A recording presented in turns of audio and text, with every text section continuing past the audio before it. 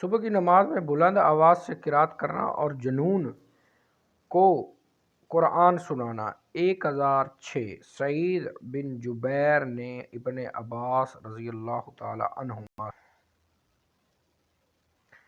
روایت کی، انہوں نے کہا رسول اللہ صلی اللہ علیہ وسلم نے جنوں کو قرآن سنایا نہ ان کو دیکھا۔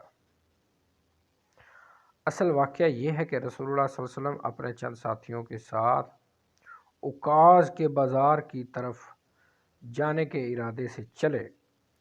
ان دنوں آسمانی خبر اور شیطانوں کے درمیان رکاوٹ پیدا کر دی گئی تھی، یعنی نبی صلی اللہ علیہ وسلم کی پیدائش اور نبوت کا یہ ایک ثمر تھا کہ شیطانوں کو یا جنوں کو آسمانی خبروں کے بارے میں جو کچھ خبریں ملتی تھیں اس کو روک دیا گیا۔ یہ نبی صلی اللہ علیہ وسلم کی نبوت اور رسالت کا ایک رزلٹ تھا۔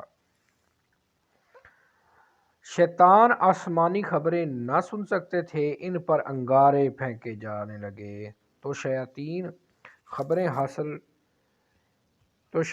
خبریں حاصل کیے بغیر اپنی قوم کے پاس واپس آئے۔ اس پر انہوں نے پوچھا تمہارے ساتھ کیا ہوا؟ انہوں نے واپس آنے والوں نے کہا ہمیں آسمان کی خبریں لینے سے روک دیا گیا، ہم پر انگارے پھینکے گئے۔ انہوں نے کہا اس کے سوا یہ کسی اور سبب سے نہیں ہوا کہ کوئی نئی بات ظہور پذیر ہوئی ہے، اس لیے تم زمین کے مشرق و مغرب میں پھیل جاؤ اور دیکھو کہ ہمارے اور آسمانی خبر کے درمیان حائل ہونے والی چیز کی حقیقت کیا ہے۔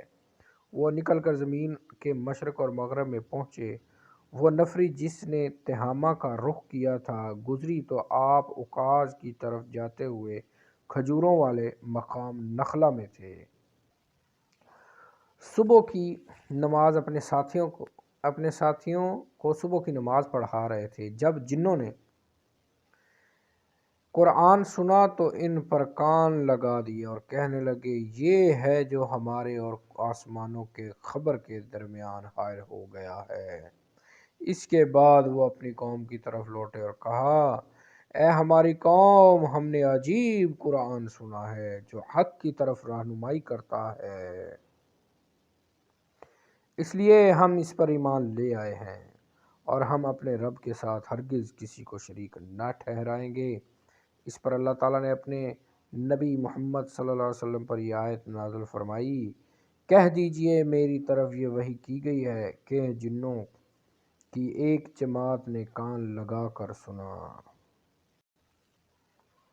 صحیح مسلم 1006